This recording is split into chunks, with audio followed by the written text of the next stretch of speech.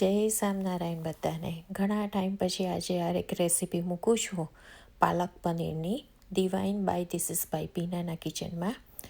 જેથી તમે બધા જરૂર આ ટ્રાય કરજો આ રેસીપી, અને કેવી લાગી છે એનું ફીડબેક પણ મને આપજો. ચાલો આપણે પાલક પનીરનું શાક બનાવીશું. તે કેવી રીતે બને છે વિધાઉટ અનિયન એન્ડ ગાર્લિક. આપણે ગેસ ઉપર પાણી ગરમ કરવા મૂકીશું. પાણી ઉકળે એટલે પછી તેની અંદર આપણે સુગર એડ કરીશું. એડ કરવાની છે. એનું કારણ છે કે તમારી ભાજી બ્લેક ના થઈ જાય એની માટે, ગ્રીન રહે એની માટે.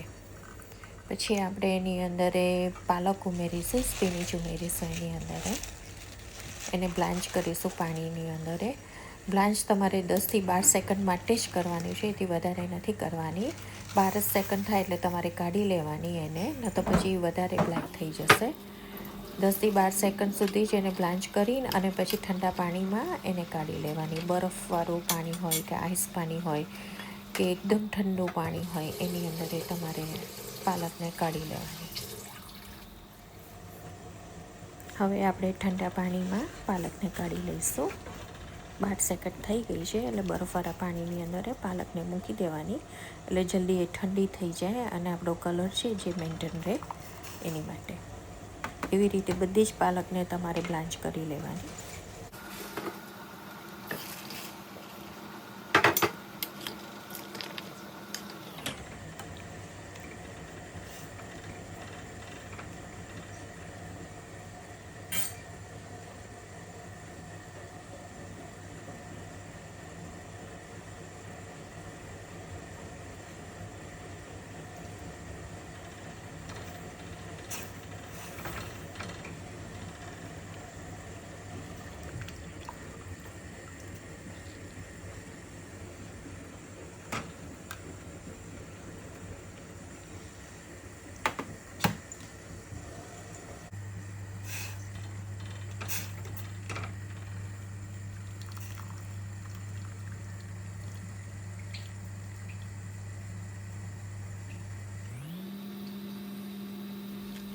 મેં અહીંયા 2 જાતની પાલક યુઝ કરી છે. એક ઇન્ડિયન શોપમાં આપણી મળે છે એ પાલક, અને એક ઇંગ્લિશ શોપમાં મળે છે એ પાલક.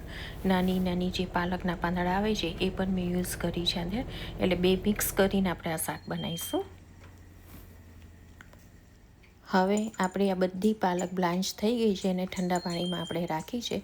એકદમ ઠંડી થઈ જવા દેવાની, અને પછી એમાંથી પાણી નિતારી લેવાનું. આપણે બધું જ પાણી નિતારી લેવાનું. બધી પાલકમાંથી દબાવીને બધું પાણી કાઢી લેશો ને એટલે બધું નીકળી જશે.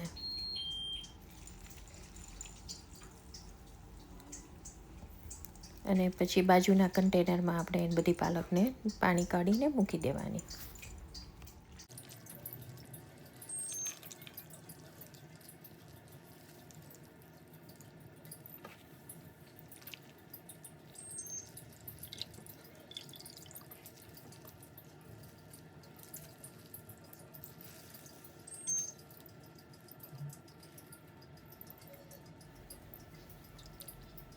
હવે આપણે છે ને 2 ટેબલ સ્પૂન કાજુ લેવાના અને 2 ટેબલ સ્પૂન મગજતરીના બી લેવાના. એને સહેજ ગરમ પાણીમાં પલાળી રાખવાના કલાક માટે. આ મેં પલાળી રાખ્યા છે આવી રીતના. એટલે શું કે તમારા ફાઇન ફૂલી જાય તમારા કાજુ અને મગજતરી. અને પછી એનું પાણી તમારે કાઢી નાખવાનું છે, બરાબર ધોઈ કાઢવાના છે, અને પછી એને તમારે ક્રશ કરવાના છે. એટલે તમે મિક્સર જાર લઈને એની અંદર આ કાજુ અને મગજતરી અંદર ઉમેરીને થોડુંક પાણી ઉમેરીને પછી આવી રીતે તમારે પેસ્ટ બનાવવાની છે. જો આ પેસ્ટ રેડી થઈ ગઈ ને, એકદમ ફાઇન પેસ્ટ બનાવવાની છે. પછી એને બાઉલમાં આપણે કાઢી લઈશું.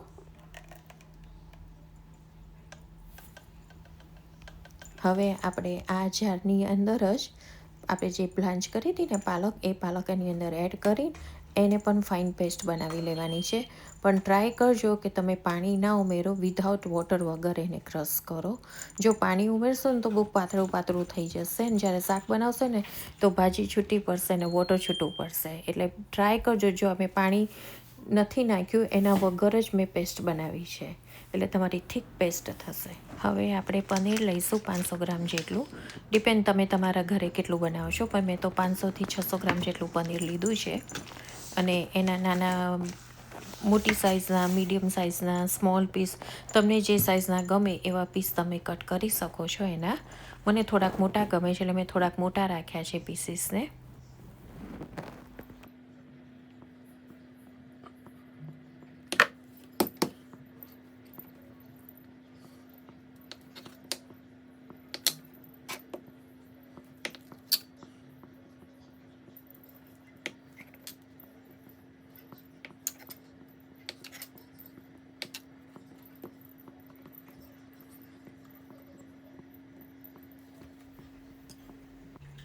હવે મેં પનીરના પીસીસ કરી લીધા છે. હવે આપણે એને સેલો ફ્રાય કરીશું. ગેસ ઉપર પેન ગરમ કરવા મૂકીશું. એમાં ઘી અને થોડુંક તેલ અંદર એડ કરીશું. થોડુંક આગળ પડતું એડ કરજો, જેથી તમારા પેનની અંદર પનીર ચોટી ના જાય.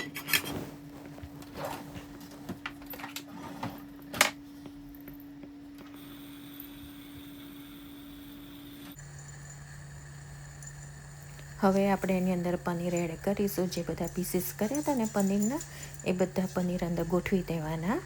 અને થોડોક ફાસ્ટ ગેસ રાખવાનો, જેથી તમારું પનીર અંદર શેકાય.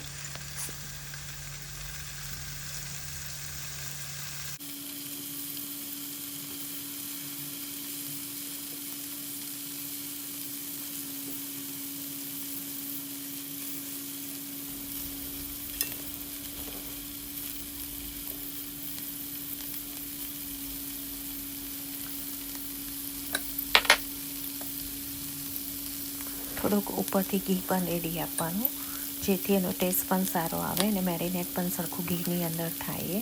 અને સરખું તમારું ચારે બાજુથી તમારું પનીર શેકાઈ જાય. પણ હું 1 કે 2 બાજુએ જ પનીરને શેકું છું, ચારે બાજુ નથી શેકતી. જો તમને ચારે બાજુ પનીર શેકવું હોય તો તમે શેકી શકો છો. ઓકે, તમારે પનીરને ફેરવતું રહેવાનું ચારે બાજુએ, એટલે લાલ થઈ જવા માંડે તમારું પનીર. તમે જુઓ છો ને, એક બાજુએ લાલ થઈ ગયું છે, એવી રીતે ચારે બાજુએ તમારે લાલ કરવાનું પનીર, એટલે થોડું ક્રિસ્પી થઈ જાય પનીર તમારો.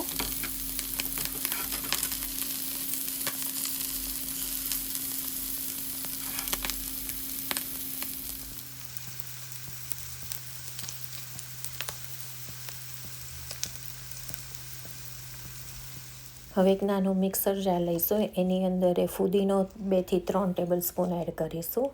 ગ્રીન ચીલી અને જિંજર આપણે એડ કરીશું. જિંજર થોડુંક આગળ પડતું રાખજો અને ફુદીનો થોડોક આગળ પડતો રાખજો. તીખાશ તમને જોઈએ પ્રમાણે, અને પછી એની પેસ્ટ બનાવી લેજો. બીજી બાજુ ગેસ ઉપર પેન મૂકીને આપણે થોડુંક ઓઇલ અંદર એડ કરીશું અને ઘી પણ એડ કરીશું. તમે તમારા ટેસ્ટ પ્રમાણે તમે ઘી ને ઓઇલ એડ કરી શકો છો. પણ આ સબ્જી જેટલું ઘી વધારે એડ કરશો એટલી વધારે ટેસ્ટમાં સારી લાગશે. પછીથી આપણે ઘી ને તેલ બધું પ્રોપર ગરમ. સિનેમન સ્ટિક એડ કરવો એની અંદર, એટલે તજનો એક ટુકડો એડ કરવો. અને તમાલપત્ર પણ એડ કરવા 2, અને 2 સૂકા લાલ મરચાં પણ એડ કરવા વઘારની અંદર. મારી પાસે તમાલપત્ર નહોતા એટલે મેં એડ નથી કર્યું, પણ તમે તમાલપત્ર પણ એડ કરી શકો છો અને લવિંગ પણ એડ કરી શકો છો એની અંદર.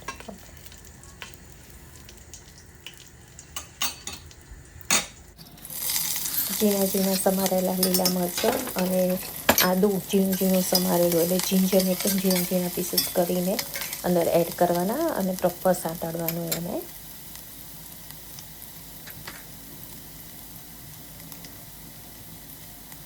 એની અંદર તમારે 1 ટીસ્પૂન જેટલી હળદર એડ કરવી, કે હાફ ટીસ્પૂન, ડિપેન્ડ તમે કેટલું શાક બનાવ્યું છે. અને જે આપણે કેસુરનાથની ને મગજતરીની જે પેસ્ટ બનાવી હતી, વ્હાઈટ પેસ્ટ, એ તમારે અંદર એડ કરીને સાંતળવી અને એને કૂક થવા દેવી. પછી એની અંદર હંકડ ઉમેરવું, એટલે દહીં ઉમેરવું. જે પાણી કાઢેલું દહીં હોય ને એ ઉમેરવું, પાણીવાળું દહીં નહીં ઉમેરવાનું. પાણી કાઢેલું દહીં હોય ને એ ઉમેરવાનું અને એને થવા દેવાનું 3-4 મિનિટ સુધી. એટલે એમાંથી જ્યાં સુધી ઓઇલ ના છૂટે ને ત્યાં સુધી તમારે એને કૂક કરવાનું.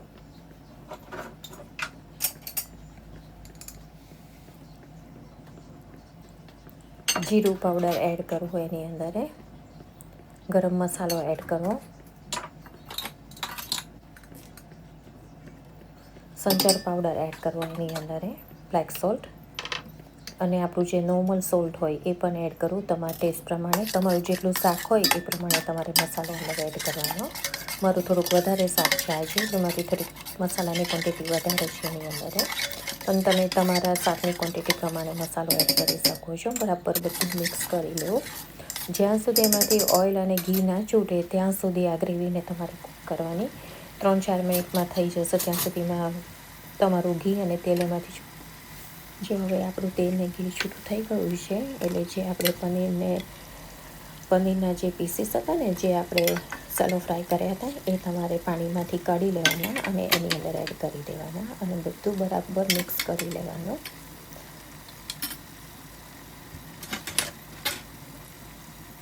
થોડુંક અંદર તમે નોર્મલ જે પનીર હોય એને થોડુંક છીણીને તમે એડ પણ કરવાનું એની અંદર. તમને જે પ્રમાણે જોઈતું હોય એ પ્રમાણે. મેં 3-4 ટેબલ સ્પૂન જેટલું એની અંદર એડ કર્યું છે છીણેલું પનીર, અને બધું બરાબર મિક્સ કરી દીધું. પહેલાં ગ્રેવી સાથે પનીરને મેં કોટ કરી દીધું. હવે પછી આપણે એની અંદર જે આદુ મરચાં અને ફુદીનો, જે મીન્ટ અને જિંજર અને ગ્રીન ચીલીની પેસ્ટ બનાવી હતી ને, એ એડ કરવી એની અંદર, અને બધું બરાબર સરખી રીતના મિક્સ કરી લેવાનું.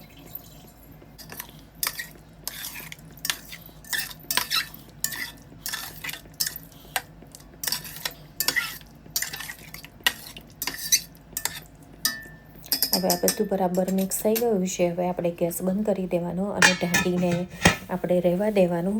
અને જ્યારે આપણે જમવા બેસીએ ને ત્યારે ફરી પાછું આ પનીરને ગરમ કરવાનું થોડુંક. અને હવે એની અંદર તમારે પેસ્ટ એડ કરવાની. તમે પહેલેથી જો પેસ્ટ એડ કરીને શાક બનાવીને મૂકી દેશો ને તો તમારું શાક બ્લેક થઈ જશે. એટલે તમે જ્યારે જમવા બેસવાના હોય ને ત્યારે જ તમારે એની અંદર પાલકની પ્યુરી અંદર એડ કરવાની, એ પહેલાં નહીં કરવાની.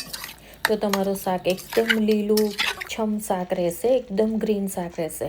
અને પછી એની અંદર હાફ લેમન તમારે એડ કરવાનું. લેમન જ્યુસ હોય ને તે અંદર એડ કરવાનો. ડિપેન્ડ તમારું શાક કેટલું છે, તમારો ટેસ્ટ તમને કેવો જોઈએ છે પ્રમાણે. 2-3-1 મિનિટ ગેસ ઉપર શાક થવા દેવાનું, તરત જ ગેસ બંધ કરી દેવાનો. બહુ કૂક નહીં કરવાનું, નહીંતર એ કાળું પડી જશે.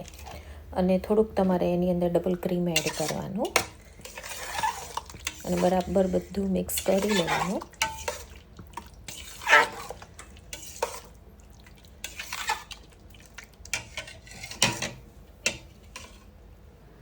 અને સમારેલા લીલા ધાણા થોડાક આગળ પડતા અંદર એડ કરવાના. બધું મિક્સ કરી લેવાનું. પછી આપણે સર્વ કરવાનું. જ્યારે સર્વ કરો ત્યારે ઉપર તમે હવે તે બાકુડામાં જ્યારે સર્વ કરો, ઠાકોરજીને ધરાવવાના હોય તો ઉપર ડબલ ક્રીમ અંદર રેડવું, થોડુંક ધાણા મૂકવા અને જિંજરની લાંબી લાંબી સ્ટ્રીપ કાપીને અંદર એડ કરવી. પછી ઠાકોરજીના થાળમાં એમને ધરાવવાનો.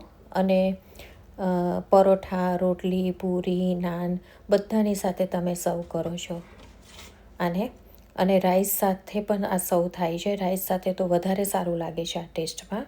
એટલે એકવાર તમે ટ્રાય કરજો કે તમને આ શાક કેવું લાગ્યું, પછી મને એનો ફીડબેક આપજો. જય સ્વામિનારાયણ બધાને. થેન્ક યુ વેરી મચ મારી વિડીયો જોવા માટે. શેર, સબસ્ક્રાઈબ અને લાઈક કરજો મારા ચેનલને. જય સ્વામિનારાયણ બધાને.